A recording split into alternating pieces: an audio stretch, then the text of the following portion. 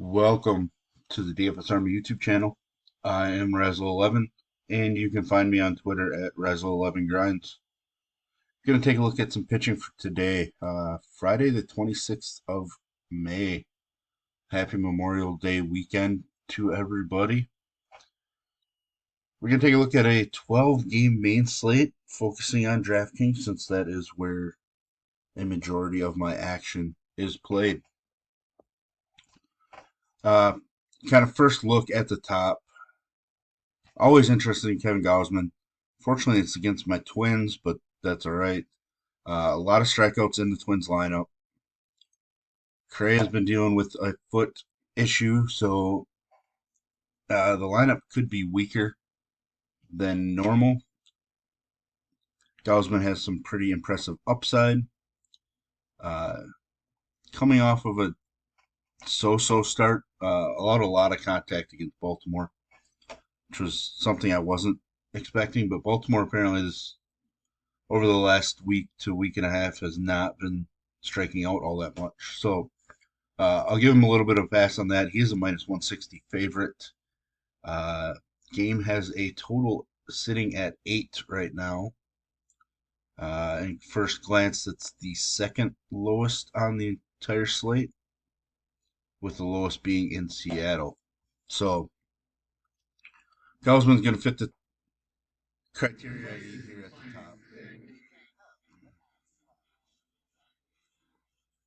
Not sure if you heard that. A video started playing in the background, but yeah, Gausman's going to be, probably the top option on the slate as far as for pure upside, I guess. Might not be the top option overall since we got two strong pitchers in the Pitt Seattle game, one of them being Mitch Keller right here. Keller has 8+ strikeouts in 5 straight games. Throwing the ball ridiculously well. It's taken him a while, but maybe things have finally completely clicked.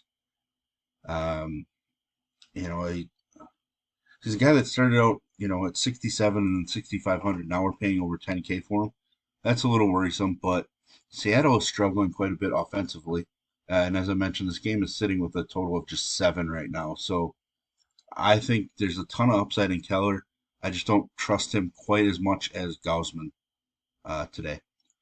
Hunter Brown has been far better at home. So there's some worries there, but he absolutely dominated this Oakland squad. Um, Averaging more fantasy points on the road, but that's uh, kind of weighted because of 2 more wins coming on the road. His strikeout numbers have been strong, but he's given up more home runs, uh, just more hits, obviously, and more innings. But great matchup. I assume, yeah, he's a minus 278 favorite right now, so Oakland probably has the lowest implied run total on the slate. Uh, Not that IRTs really matter all that much to me, but it's a good way to kind of get you thinking about a matchup. And Hunter Brown, love the upside. So that gives us 3 guys at the top that are really strong. Probably gonna have to skip over Luzardo. I'm a fan. He has upside, but I just don't think I want to take him against the Angels on the road. George Kirby, favorite in the game, expected to be the lowest scoring on the slate. I am very interested. Strikeout numbers are much better at home. Overall numbers are a little worse at home. The Pitt offense has really stumbled after their hot start to the season. Um, so Kirby's going to be fairly popular, which is fine. I don't know that he's going to be super chalky because we do have the 3 guys here at the top that I think are in great spots. A couple of them in great spot. Keller's in a pretty good one. I still don't know if we can fully trust him yet, but I hope that we can for the rest of the season. Shane Bieber, not really going to make my pool, I don't think. It's not that I don't think he's good enough. It's that I just don't know that he gets to an upside performance like he did against Detroit very often. Strikeouts are down quite a bit. What is that? 4 or less in 7 starts? 8 starts, 4 or less than 8 starts. 8 out of 10. I'm not really interested in, paying a premium price tag for a guy that's just not striking guys out. Um, you know, I think he's really solid, but I just don't know that he's somebody that we want to rely on a 12 game slate, in large field GPPs. So, uh, Bieber and Luzardo are going to definitely make my fade list to begin the day. Chris Sale, a guy that's been pitching extremely well. 4 straight starts have been great. 5 of his last 6. I do like some of the Arizona bats against left-handed pitching, but the way that Sale has been throwing the baseball, I have to be extremely interested. Cut down the walks since the beginning of the year, while his strikeouts have gone up. So uh, usually some pretty solid trends. He has been pretty bad on the road um, overall in the season, but his last 2 road starts have been really solid. So I think I'm definitely interested in Sale, a minus 140 favorite. He's probably somebody that's going to be closer to 10K for much of the season if he can you know, keep this run up and show that he's back. Peralta, extremely volatile. I think there's K upside in the matchup, but like there's home run issue upside as well. Um, I may not end up on Peralta at that price tag. Rolling down, I'm always interested in Reed Detmers because he does flash, 12 strikeout upside through a no hitter, obviously, last year. So the issue is he's basically going to give up 2+ runs. So it's just a matter of him trying to limit walks and picking up strikeouts. Miami coming out of a series in Coors, I think it's a great spot for him as long as he finds a way to get Jorge Soler out, who apparently cannot make mistakes against left-handed pitching. Kind of scrolled down a little bit. Matthew Liberatore, I'm interested. I don't like this whole in and out of the bullpen thing. Really loved him here against Milwaukee, who struggles against left-handed pitching. Was having a solid season down at AAA. Uh, was once a top pitching prospect. Was part of the Randy Arozarena trade with Tampa Bay. We know that Cleveland is extremely weak from a power standpoint, and I think Liberatore has enough to kind of limit them even more than what they are. I think he's a pretty solid SP2 option for GPPs. Alex Wood fits the lefties against Milwaukee narrative that I've been pushing.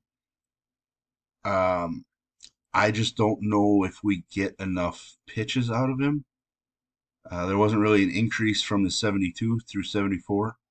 Uh, he's topped out at 75 so far this year. I don't know that they push him to 85, so that's a little worrisome. But we do know that Milwaukee struggles against left-handed pitching, so maybe he's in play for us. I just don't know if we're going to end up needing to go there. And we kind of go down. There really isn't a whole lot down below. Patrick Corbin's looked decent. 2 earned runs in each of his last 4 starts. Maybe we can trust him in Kansas City. Uh, the nice thing is, he neutralizes Pasquantino and Prado quite a bit. So maybe there's some upside at this price point. I have a feeling there's going to be some people asking me about him today. He probably makes some sense, but man, maybe it's just a mental block. I just can't th- think about going hard at Patrick Corbin at this point. Randy Vasquez making his major league debut. I'm not really sure what to do here. Strong K numbers in the minors. I'm gonna have to dig into more of his splits to see how his, having an ERA nearly 5, while striking out plenty. He does have some walk issues, a little worrisome. San Diego hasn't been great, so maybe I mean, he's min price, so I guess we probably just have to consider him based on that. Um, K upside, a regular starter at min price, probably going to have some shares, but this is one I'm going to have to spend some time digging into his minor league history to get an idea. Um, Maybe get a plan for how much they're going to roll him out there. It wouldn't shock me if he only goes 4 innings. But again, I'll dig in.